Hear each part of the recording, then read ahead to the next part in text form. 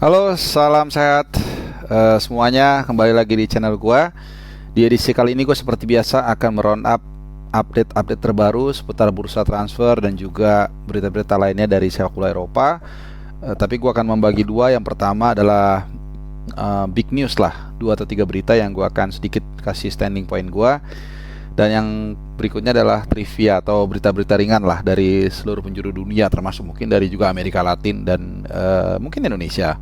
Oke, kita awali dari berita terhangat atau yang paling besar mungkin 2 hari terakhir, yaitu Fabio Oliveira resmi menjadi pembelian kedua Arsenal ya, setelah Marquinhos. Tapi dibandingkan Marquinhos, tentu Fabio Vieira ini lebih menyita perhatian karena memang nilai transfernya cukup lumayan, 34,2 juta pound sterling. Itu kalau di rupiahkan kira-kira berapa ya? Mungkin 600 miliar lebih, 622 miliar tepatnya ini kalau gue translatein pakai xe.com. Satu nilai yang untuk sekarang sebenarnya nggak terlalu mahal ya, karena setelah pecah rekor Mbappe dan Neymar beberapa tahun lalu, harga pemain menjadi inflasi. Gampangnya gini, kalau di atas 50 juta itu biasanya dianggap oke, lumayan. Kalau di bawah 50 juta biasanya dianggap biasa-biasa saja. Tapi kemudian ada pandemi corona yang membuat keuangan klub-klub ini menjadi ya terganggu, sehingga sekarang agak sedikit deflasi lagi, sehingga banyak pemain yang akhirnya harganya terdegradasi ya, sehingga pecah rekor itu sangat kecil kemungkinan 220 juta dolar euro ya. Nah, sedikit gue mau kasih gambaran. Gue berapa kali nonton highlightsnya. Memang gue nggak nonton pertandingan semasa di Porto, tapi tidak cukup sulit untuk melihat seperti apa pemain ini dan juga apa rencana Mikel Arteta di Arsenal bersama Fabio Vieira. Jadi ini pemain kedua Vieira ya dalam mungkin 25 tahun terakhir. Dulu ada Patrick Vieira yang menjadi andalan Arsenal. Posisinya juga hampir sama ya, mirip-mirip lah, gelandang kreatif. Cuman Patrick Vieira masih sedikit lebih bertahan, hampir sama sebenarnya MC, dua-duanya MC, tapi Fabio Vieira ini lebih kreatif. Nah, gue sempat berapa kali ngeliat highlightsnya. Jadi kelebihan pemain ini ada beberapa. Ya ini yang mungkin menjadi atau penyebab Mikel Arteta mau memboyong dia. Pertama, ini adalah gelandang kreatif. Umpan-umpan pendeknya, kemudian long ballnya ini cihuy banget. Ya ini yang satu menjadi kelebihan dia, gelandang kreatif. Nah, nanti juga ada kaitannya dengan di mana dia akan diposisikan di lini tengah Arsenal. Yang kedua, free kick ya. Oh, sebelum gue sebelum gue lanjutin, ini pemain kaki kiri ya, kebot istilahnya. Nah, free kicknya juga bagus. Iya, kalau dibilang bagus banget mungkin nggak, tapi bagus lah. Dia berapa kali menjadi eksekutor dan oke. Nah, visinya juga bagus. Jadi itu yang gue bilang tadi, cara dia mengatur permainan ini oke banget. Cuman yang gue sempat nangkep adalah finishingnya masih kurang kayaknya. Mungkin ini yang membuat Mikel Arteta di presscon mengatakan kata-kata awal yang pertama mencuat itu adalah special talent. Ya kalau Ronaldo yang pindah atau mungkin Mbappe mereka nggak akan dikatakan special talent karena sudah jadi ya. Tapi kalau Fabio Vieira ini memang finishingnya masih kurang bagus. Nah tapi it's okay karena mungkin di sini juga kesempatan bagi dia untuk bisa menajamkan atau menambah kemampuannya dia, yaitu finishingnya. Kemudian yang kedua, kalau gue lihat body balance-nya atau body shape-nya ini masih sangat kurus ya. Gue nggak tahu dia seideal apa, sekurus apa. Tapi gini biasanya, pemain bola kalau lo lihat dari layar TV aja kurus, itu biasanya aslinya lebih kurus lagi. Jadi berapa kali gue ketemu pemain di mixzone waktu liputan, yang paling gue inget itu Chiellini. Ya Chiellini kan kelihatannya badannya gede ya, tinggi, tapi begitu kelihatan itu kering, kecil. Nah jadi Fabio Vieira kalau gue lihat langsung atau kita lihat langsung mungkin jauh lebih kurus lagi. Artinya gue mau bilang mungkin ini salah satu bagian yang akan dipoles lagi di Arsenal bersama Mikel Arteta untuk lebih punya body balance yang bagus. Jadi ketika dia duel-duel one on one ini bisa lebih baik ya. Jadi intinya dia akan lebih dimatangkan lagi di Arsenal. Nah, berkaitan dengan posisi di Arsenal seperti apa dan apa kepentingannya. Jadi kalau gue lihat posisi yang head to head sama dia ini kan si Odegaard ya. Odegaard bagus banget musim lalu, tapi masalahnya adalah ini juga menjadi dua sisi. Ketika dia tidak punya backup, katakanlah kalau dia cedera, dia mungkin dihukum kartu merah, atau mungkin sedang off day atau off week ya, artinya ada pemain kadang-kadang sedang declining, dia tidak ada backupnya. atau yang kedua dia tidak punya pesaing. Karena sepak bola sekarang itu tiap posisi harus punya dua pemain yang kemampuannya tidak berbeda jauh. Jadi tidak seperti dulu satu pemain ya udah dia aja yang menguasai, jago sih jago, tapi kan perlu rivalitas, perlu pesaing supaya mereka juga terus memompa kemampuan mereka ya. Jadi lebih kini. Dan kemudian yang kedua juga gue lihat dengan ada dua gelandang kreatif, Mikel Arteta lebih banyak punya opsi pilihan.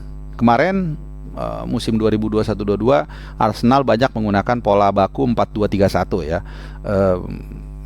Di kanan Bukayo Saka, Odegaard, kemudian kiri Emil Smith Rowe atau Martinelli. Strikernya waktu itu masih ada Aubameyang atau Lacazette, baru Nketiah masuk ya. Jadi dengan adanya dua gelandang kreatif maka bisa aja one day formasi yang opsi lainnya adalah 4-1-4-1. Jadi satunya mungkin Partey atau Granit Xhaka atau Neni ya, tapi mungkin Partey lah yang paling oke.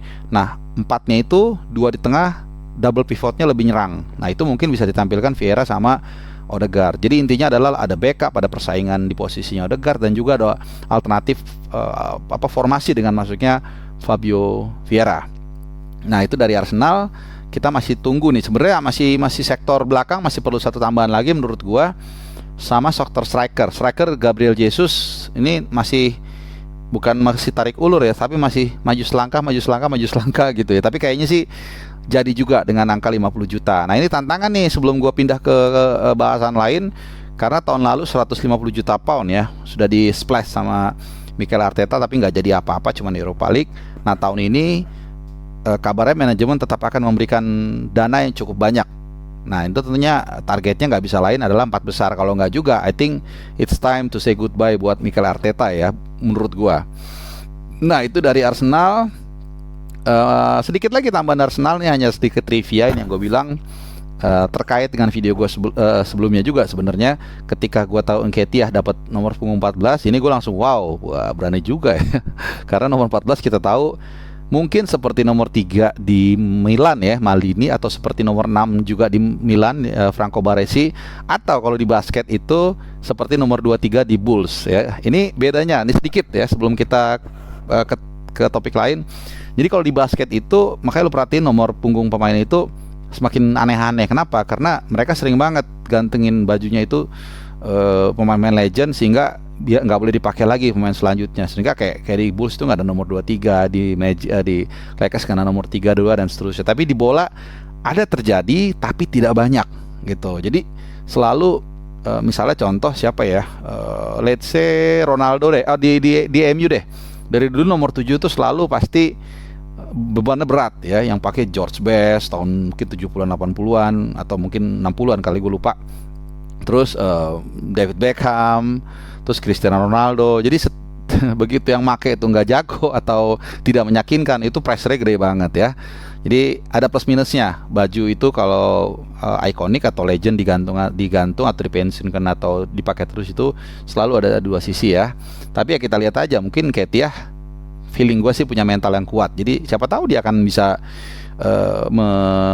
melewati rekornya Henry atau bahkan minimal menyamai ya.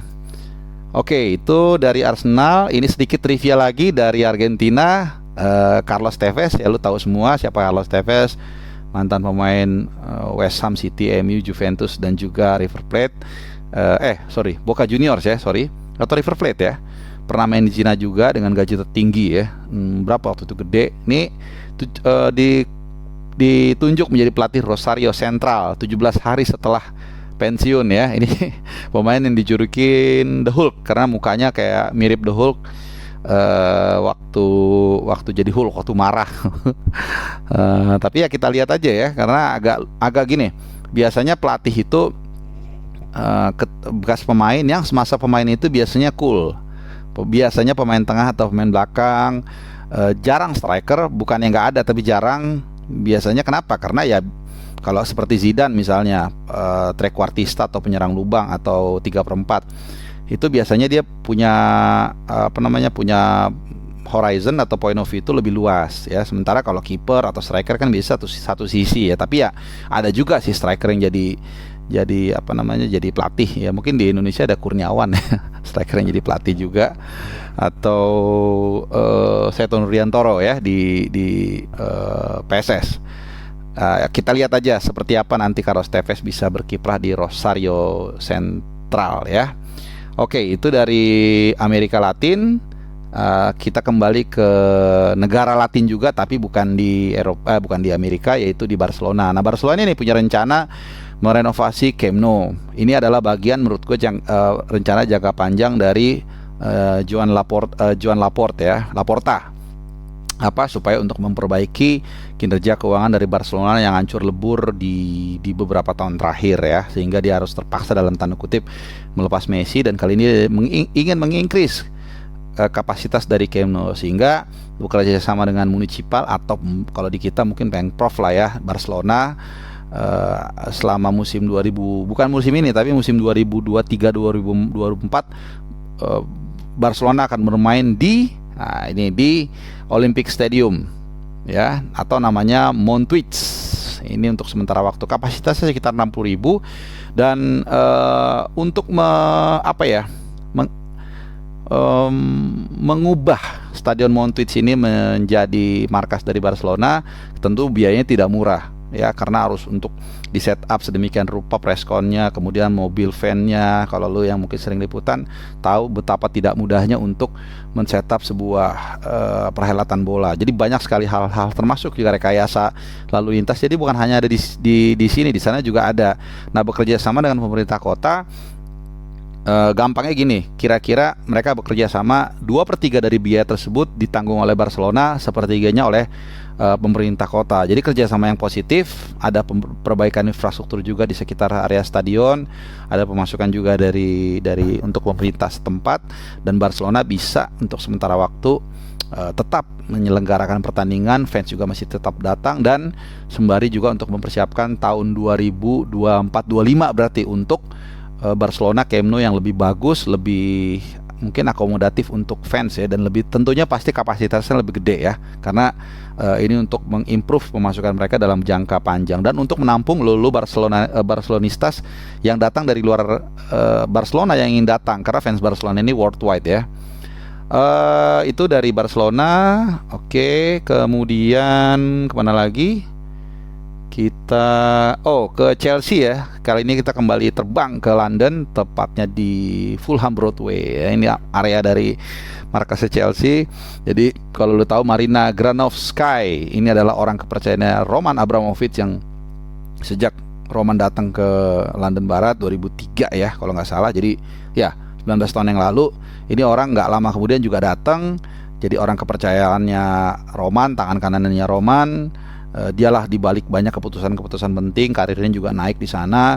Tapi memang di bawah Todd Boehly ya, pemilik baru Chelsea dari Amerika Serikat, yang baru aja mengakuisisi Chelsea dengan nilai yang luar biasa. Wow. Ini dia punya rencana yang berbeda. Ya normal lah, dalam setiap entitas, organisasi, bahkan juga politik, biasanya yang terpilih akan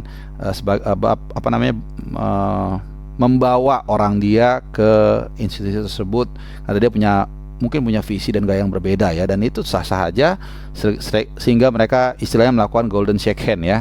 Marina ini dapat bonus pensiun dini itu 20 juta pound sterling ya. Coba kita lihat ya. Gua mungkin sih kalau berikan luar kepala sekitar 380 miliar, tapi to be precise kita akan konversikan pakai SK itu. Oh benar, 364 miliar dengan kurs sekarang ya. Jadi golden shake hand-nya 364 miliar. Jadi kalau ada lu mungkin teman, saudara ya kerja di perusahaan apapun itu, katakanlah perusahaan besar ya, golden shake hand-nya mungkin lu denger 1, 2, 3, 4, 5 bahkan 10 miliar. Wah, gede banget. Ini 364 miliar ya.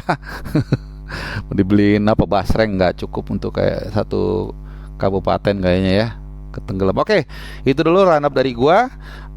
Sebelumnya gua mau kasih tahu sesuatu. Jadi ini adalah topi koboi gua. Ini gua pakai ya. Pertanyaan gua adalah, berapa harga topi koboi ini? Enggak. Kalau itu susah. Gue cuma mau nanya sama lu. Ini gue beli di Pasar Sengeti ya. Harganya kalau nggak salah 37.000, gue lupa. Pertanyaan gue adalah, di kabupaten atau di provinsi manakah Pasar Sengeti? Kalau bisa lu dapat pahala yang banyak ya. Oke, terima kasih udah nonton. Jangan lupa subscribe, pencet tombol lonceng ya, supaya kalau ada video-video gue yang selalu datangnya di datang tak diundang ya, pulang tak diantar, seperti jam-jam seperti ini subuh, lu tidak kehilangan update video-video dari gua ya. Oke, semoga berkenan, semoga informasi ini bisa menambah wawasan lu. Silakan kalau ada yang mau komen, mau kritik gua, mau apapun itu, silakan tulis di bawah. Gua tidak akan meng-off-kan komen gua akan coba membalas kalau itu menarik atau berbobot ya. Oke, terima kasih udah nonton, salam sehat semuanya, selamat hari apa nih, Selasa apa Rabu ya, coba kita lihat. Oke, selamat hari Rabu, sehat semua ya, bye bye, thank you.